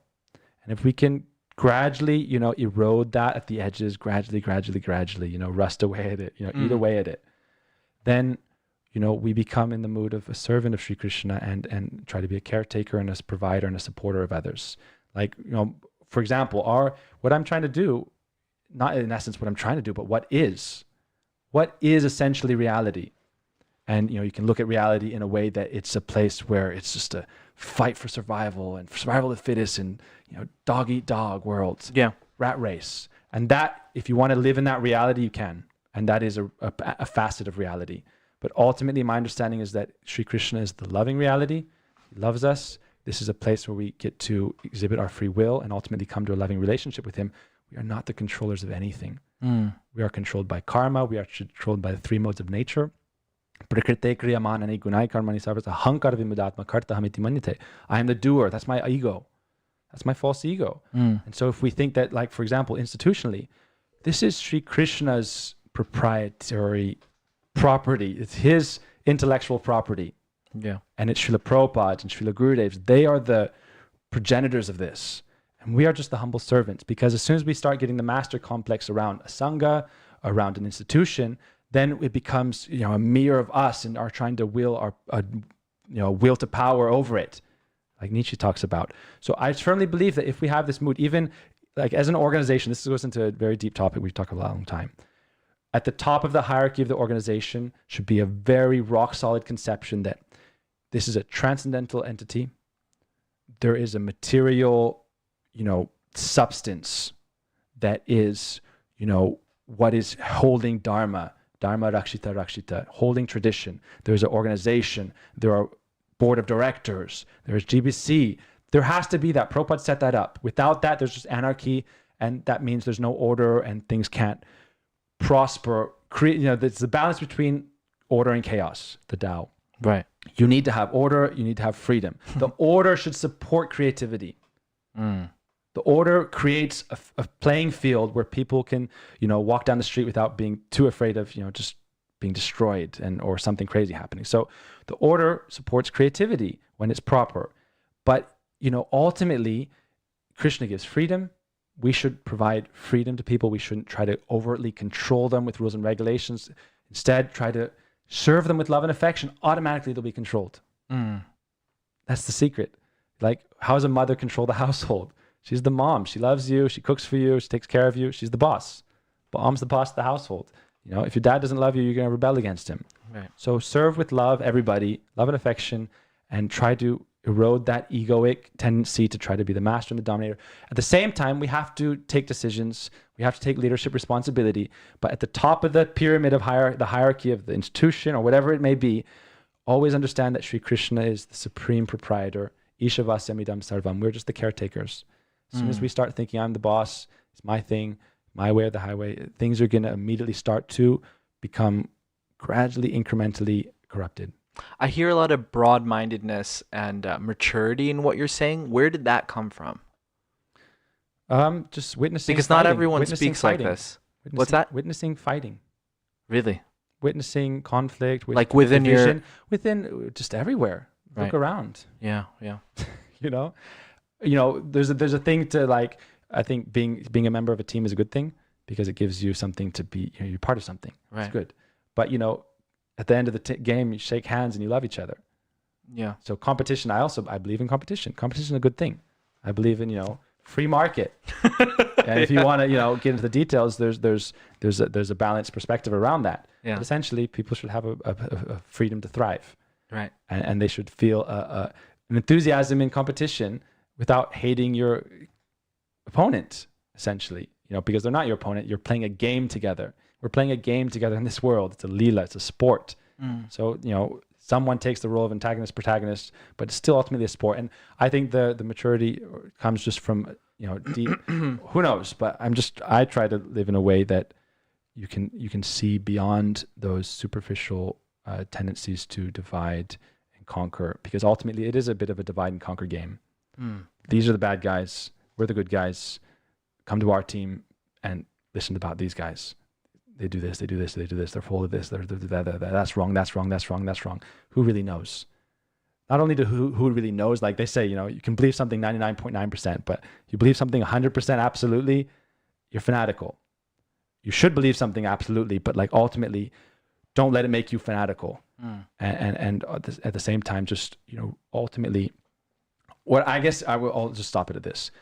If you truly believe in your faith, if you have faith in something, go all the way, go all in the sense that look at it deeply and what it really means. Don't look at just the superficial part of it. Like, this is our institution. It was founded this time. This is what, this is our founder, our guru. And he taught about this guy called Krishna who knows who he is, if he even existed, or like Jesus, he didn't even exist. Like, really, if you're going to be part of it, try to adopt it fully and then read the scriptures. Krishna says, Isa Vashyamidam Sarvam Yat Kincha Jagatam Jagat. Anything you see, everything you see, that's Krishna's. It's not mine. And therefore I can serve it. Don't be the master. You have to be a master in your house. You have to be a master at the same time, but right. You have a master, Playing devil's advocate, someone who's hearing what you're saying could say that what it could turn into is some kind of kitchery. Yeah. you're being too broad-minded. Yeah. Yeah. So What would that's you- why I what said would you before, say to that? Dharma Rakshita Rakshita. Right. I'm not saying that's. I was having a conversation with this, and it was a good fun, like a good friend, but an argument from his side. Right. Oh, I And love it was those. like, it was like, no, it all has to be one, basically. And What that's has to be- Mayavad. what has to be one? All the sanghas have to be one. Oh, right. No You have differences. to water everything down to a point where everything can be the same. Right. Like So it's a Mayavad tendency, and usually it's based on desire for harmony. If everything was one, we believe things would be harmonious. Right. But ultimately, I don't believe in oneness, Mayavad, or communism or anything like that. The idea, because at that point, things become homogenous and bland and boring. And Krishna likes variety. Krishna likes rasa. Variety is the spice of life. So basically, if you believe that everyone should thrive, it would be boring if everything was the same. So as soon as we understand that, then things should be different, and we should also have our thing, because otherwise it would all become one. Right. So, and then I segued into, like, the guy was like, well, where's the scriptural background for that? I was like, have you heard of something called the Chinta Beta Beta Tattva? Right. It's called like the precept, the teaching of Mahaprabhu. It's the tattva, the truth, not the vad, the theory. Yeah. The tattva is Tattva. that it's simultaneously one and different, and to a material mind, it's inconceivable. But ultimately, achintya guna swarupam govindamadi purusham tamaham bhajami. Yummy. Krishna Govinda is achintya, but when you have premanjana charita bhakti vilochanena, when you have the eyes anointed with the salve of love, you'll see that he is Shamasundar, very beautiful and very sweet. And he is Adi Purush. So basically, we're saying everything's broad-minded. It is broad-minded, but I'm not saying break down all the walls and have no walls. I'm saying have them also, but also have bridges. Have them both. Right. Have it both.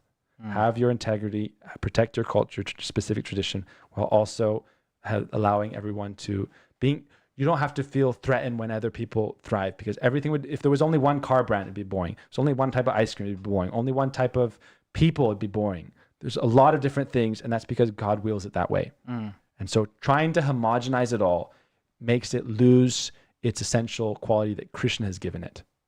Krishna, and through time, things change. Sometimes everything is more similar. Sometimes things are more different. But ultimately, Krishna is the boss. Krishna is doing things how he wants. We're not the doers. So even the conflict is Krishna's will. Kali Mars is a manifestation of Krishna's energy.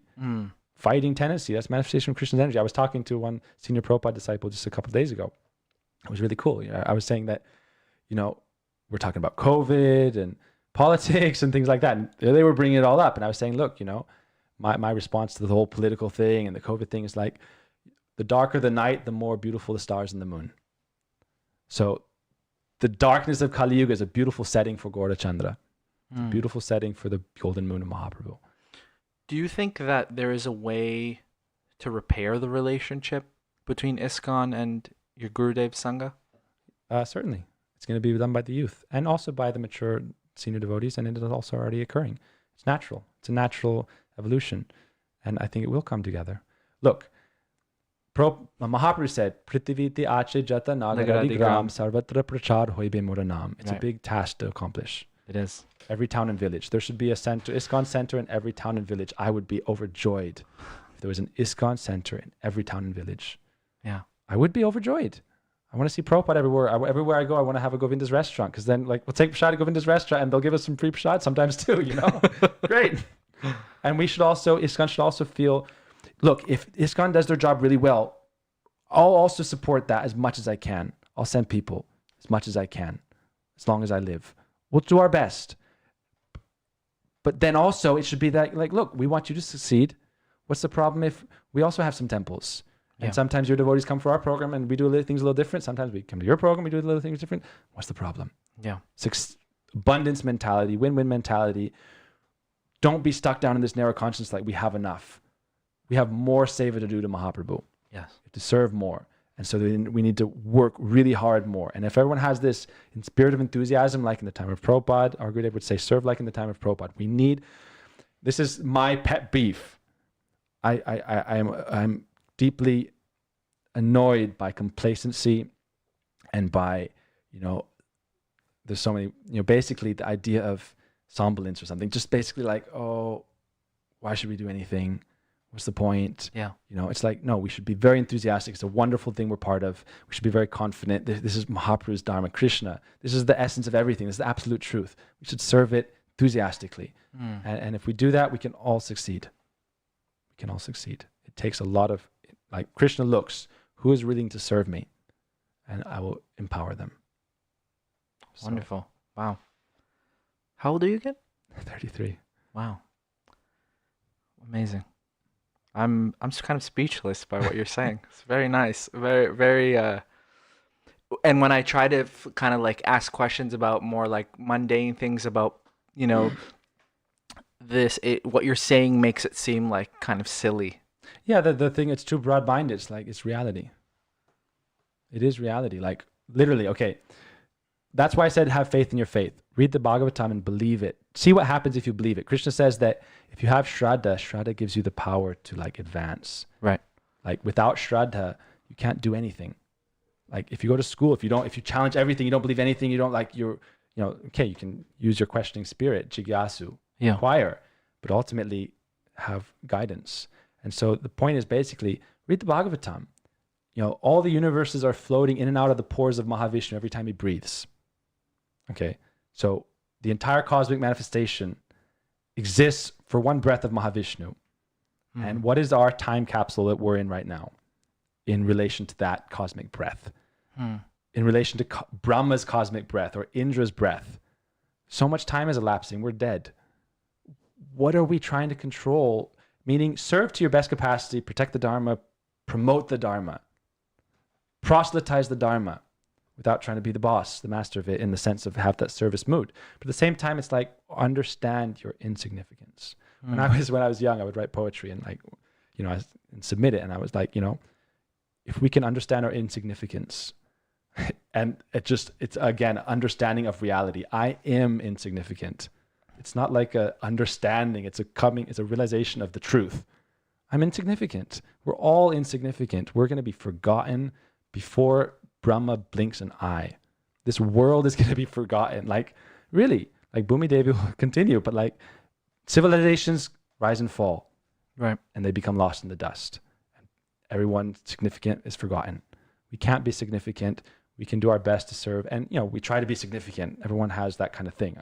I want to be significant. Everyone wants to be, okay, let's be realistic also. I don't want to be too airy-fairy and like, I'm like a saint or something. No, people want to do their thing. But at the same time, at the top of that, just understand that this is something very broad, very great, eternal. It's an eternal dharma, sanatan dharma.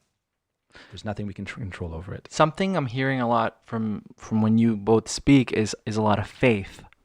And for someone like myself, who also grew up as a devotee, and also my peers who are also devotees living in the West, and then also, I have my own children. I have 2 sons, and I want them to grow up and be devotees. What would you say to like peers like me who are growing up in the West? They have jobs, they have families. They're trying to hold on to a shred of Krishna consciousness, but it's as you know, it's so difficult here. It's like the Maya is like really holding you down as much as you try to be a devotee, and it's like a struggle daily. What tips or what instructions or what can you give to people like me? In California in 2016, when I came back for our visa, it was after 10 years of having been in America, and someone was talking to me about basically this thing, and I said, like, look, you're a devotee. At your heart, you're a devotee.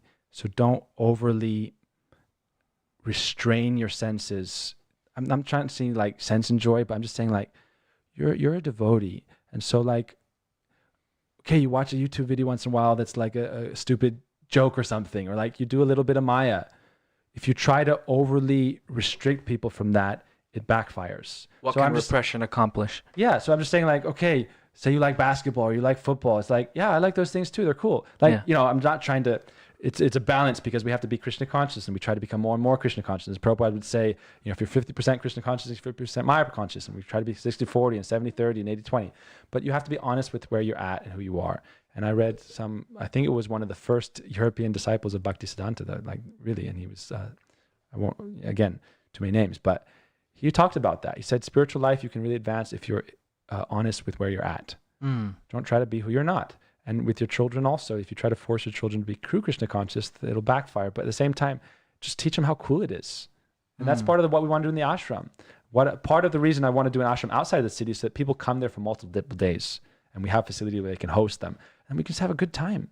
Kirtan is fun, right? Yeah. Like you get a big kirtan dancing, ecstatic. Wonderful. It's ecstatic. Yes. You know, and you have great prasadam, you know, community get-togethers, great festivals all the time. Like who puts on a better party than devotees? Yeah. Devotees put on a great party. So sell it, like really, bhakti is nice. Bhakti is fun. Bhakti is cool. Bhakti is great. At the same time, you know, don't try to become like, you know, we don't want to become like,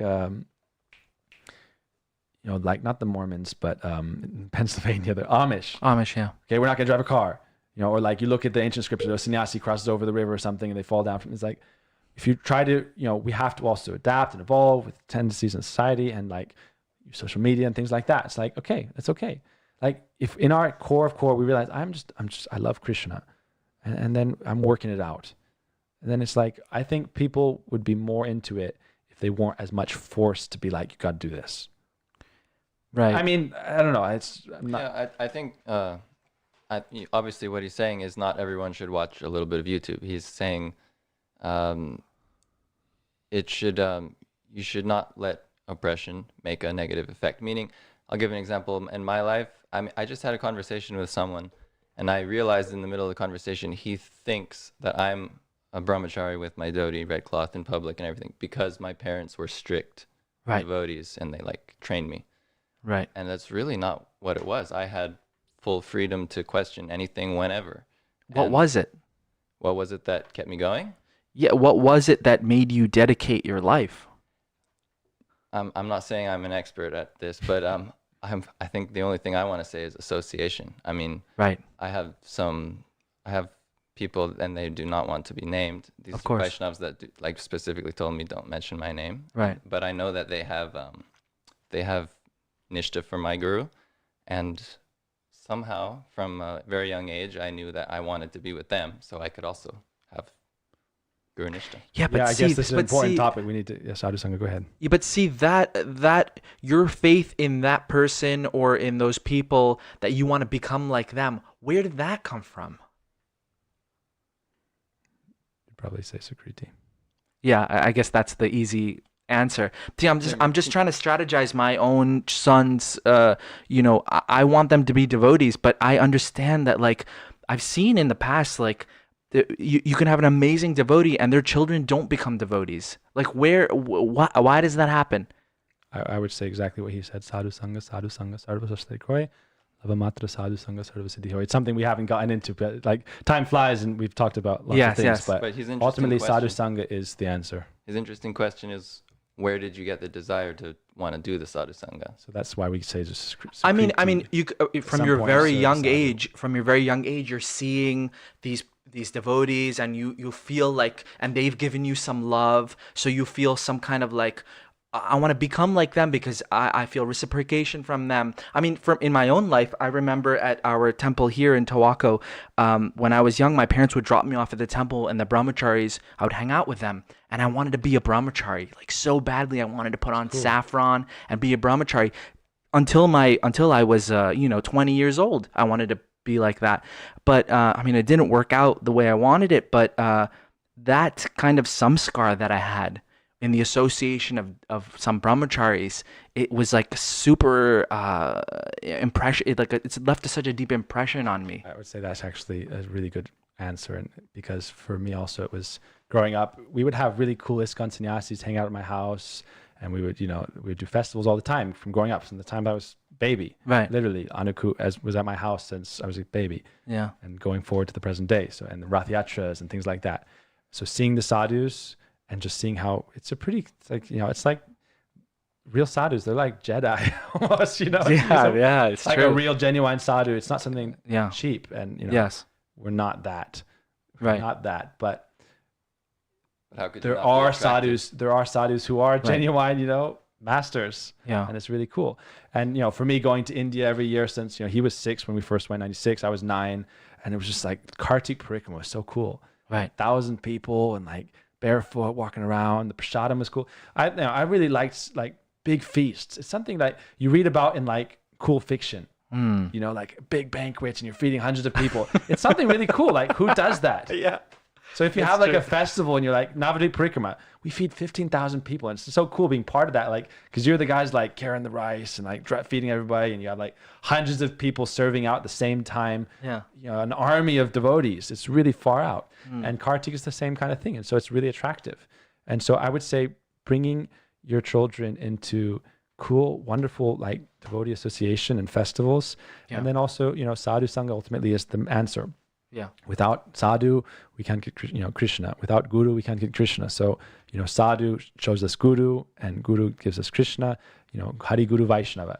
So Vaishnava association is vital. It's vital for the parents and the children. Right. It has to be Vaishnava association. That can be through books, through media, and ultimately it should have some real tangible presence of sadhu. You know, lava matra sadhu sangha. You have to actually have sadhu sangha. You know, santam prasanga mama virya sambido. The association of the devotees and their discourses and their association has the Lord Shakti. So that Shakti impregnates, you know, the consciousness with transcendental power. Through the ear. Through the ear. Shrindvatam svakata Krishna. So let them, you know, everything is centered around bringing people to hear Harikatha, and everything is kind of ornamenting that. Right. So I would say, you know, take your kids to Kartik and see Krishna Balaram. And the thing is, you hopefully we feel can still it. do that in the future. Thing is, you feel it again, and I just keep talking about myself. But my example wasn't exactly like, oh, I want to do sadhu sangha. It was like, you know what? Let me try this. What happens if I try this? I'm gonna go to India. I'm gonna get association. Give it a shot. I loved it. I felt it. And Yeah. so, Yeah, and I did the same, basically the same thing. It's like a deep, you know, like a revelation almost that you have had that made you, that keeps you going. But what about for some? I feel like some challenges we have now are the kids who are kind of teenagers who have grown up as devotees, and they have seen everything, but their association with non-devotees or with friends is more than their association with devotees. So they feel like I've seen what the religion of my parents is about. That's a good. Now, how do we, you know, I just want to know, I'm just, you know, throw ideas at you. Like, what would you say about that? I mean, you might come across that in your preaching, you know? You want to say anything? I haven't had to think about it much, but parenting must be this crazy balance that you have to find, you know? Right. It's not all about letting them do whatever they want, and it's not about putting the iron hand over them, you know? So Sure. That's... Yeah, and I guess I would say then again with that, go back to sadhu sangha, that if it's just the decoration without the essence, you know, without the spiritual essence, then it's not going to sustain them. So it has to be the all the cultural stuff we do. If we imbibe Harikatha and really immerse ourselves in it, even a little bit every day, you know, you can have that as a daily kind of thing perhaps, but even that's hard to do. I know from my own experience growing up that it's hard to have that daily regimen of like, okay, now we're going to hear Bhagavatam verse. Now we're going to, you know, it's like, oh, I go to school. Oh, whatever, you know, dad's trying to get me to do this. It's not easy. But, you know, if we can try to take shelter of genuine sadhus sometime, even a little bit, and get their blessing. You know, Ajamil's story, it's so great because he got a sadhu's darshan, and he got the name of his son from a sadhu. And that, you know, that was the seed that gave him ultimate salvation. So, you know, having sadhus, you know, and that's why real sadhus are such a wonderful thing. And it's something that, you know, we say and I'll shortly say this, but, you know, if something's really great, a lot of people imitate it because it's an easy way to get position, to get fame. So there's lots of bogus sadhus, lots of bogus gurus. And that's something that's undeniable. Yeah. But what that means for an intelligent person is that there must be a genuine thing. Because the falsehood is supported on the strength of the truth. Otherwise, it loses its capacity. Yeah. And you take counterfeit money. There's no such thing as counterfeit money without real money. Okay? Right. Real money is the basis of counterfeit money. Yes. So real guru is the basis of false guru and bogus gurus. And so the people who say that all gurus are bogus, you are your own guru, that's Maya. That's Maya. I am the guru. Miyate anayati Maya. You're trying to measure everything by your own intelligence. But just logically, like, counterfeit money is there because there's genuine money. If there's no genuine money, what's the value of a counterfeit $100 bill? Right. So the same thing goes with guru and sadhu. So just because there are bogus gurus and bogus sadhus, which there are, just because you may be cheated, which you might, you know, if you're sincere and you pray to Krishna, Krishna reciprocates with you accordingly. So you reciprocate with Krishna sincerely, pray to Krishna sincerely. He may send you some tests, you may get some problems in the way. Yeah. Ultimately, you know, you can find, I guess, you know, so, and I want to cap, I don't know how long you want to go, but again, like this point that we talk in broad-minded terms. Ultimately, it's very broad, but within that broadness, you need a guide. You need to walk in the footsteps of a great personality. Yeah. So, you know, you have to, that search for guru is part of the search for Krishna. And, you know, the Sastra says, you know, I won't do many slokas, but basically, you know, if a lotus flower is outside of the river, just heated by the sun, then it's going to wither and die. It's going to wilt. But if it's in the water, then the sun nourishes it. So the idea of the water and the soil is that's guru. The light of the sun is Krishna, and the lotus flower is the jiva. Yeah. So without guru, you can't get Krishna. Without Krishna, you can't get guru. They support each other. But in our spiritual evolution, you know, what does it say? You know, when we become exhausted from the cycle of samsara, Krishna gives us freedom to experience samsara. At some point in that, when we realize that, you know, ultimately there's a better opportunity. So then, you know, tasmad gurung prapadyeta jigyasu shreya uttamam shabde parecha nishnatam brahmani upasamashrayam. That's the beginning of Vedanta Sutra, Tato Brahma Jigyasa. That's the beginning of Srimad Bhagavatam.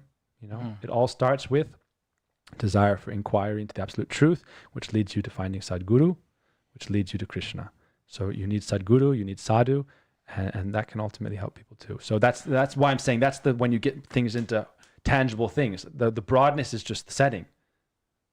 But ultimately you need a specific teacher. Right. Wow. And you should Amazing. follow that teacher. So I usually cap it out at an hour and a half, so we're about there. But yeah, I mean, thank you guys for coming on. I really appreciate it. And so tell us about a little bit, very briefly, about your festival that you're having.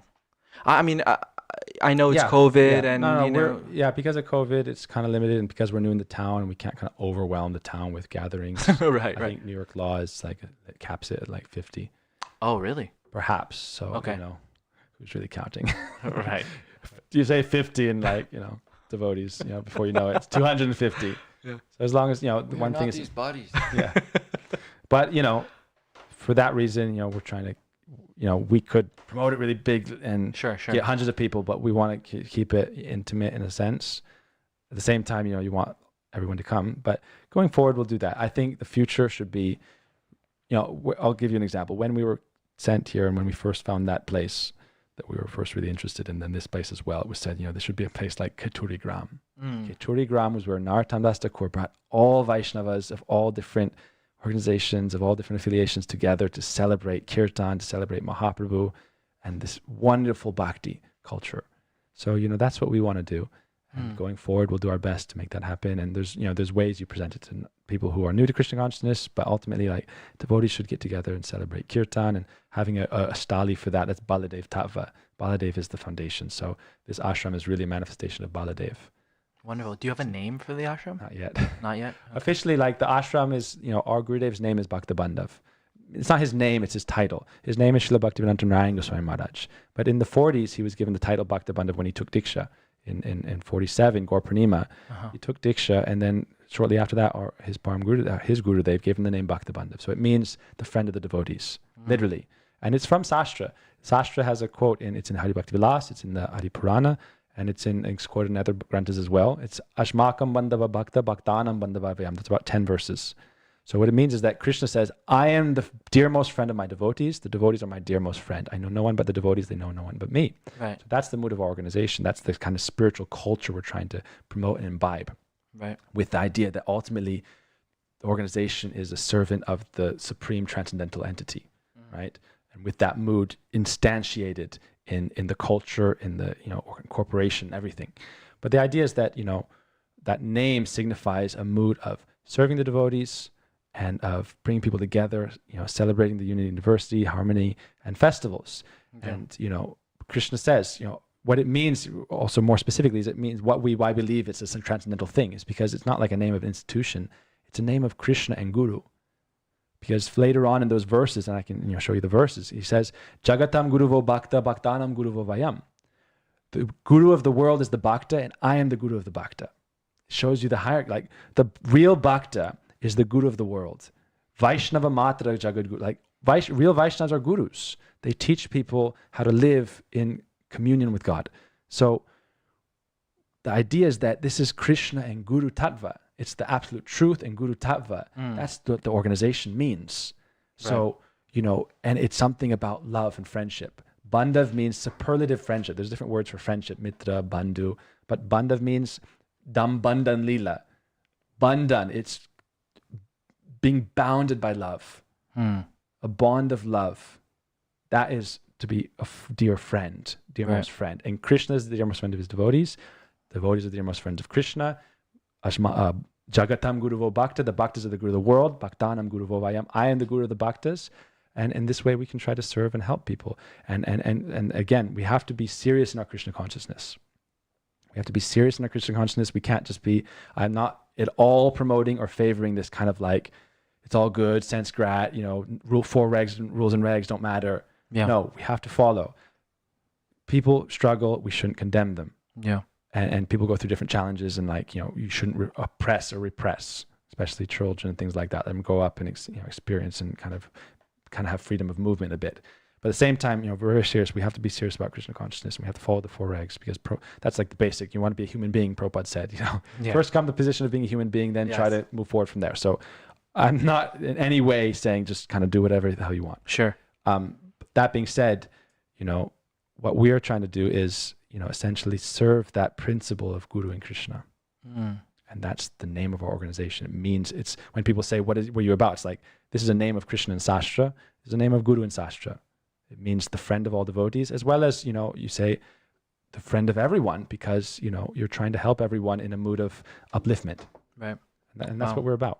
Wonderful. And, we're very, the sad part of this whole thing, and this whole reality is that, we're just very dim, low watt, entities trying to serve something kind of incomprehensibly great. And that's something good to remember. That's your humility, I think. Yeah. Well, anyways, thank you guys for coming out. Appreciate it.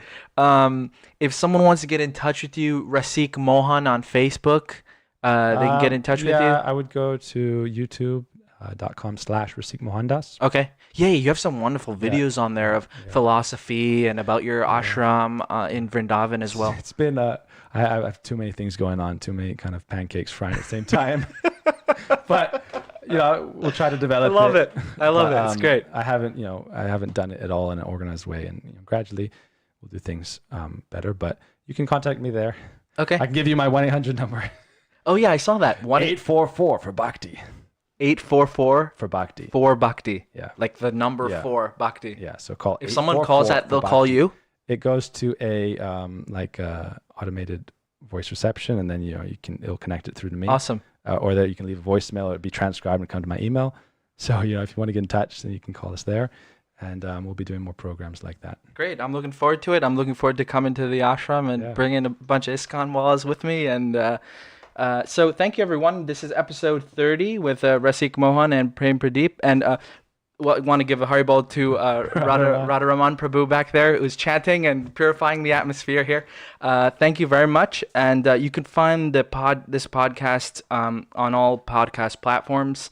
The audio will be coming out shortly after the video on Facebook and YouTube. All right. Dhanbad. Real honored. Take care. Yes. Hare Krishna. Hare Krishna.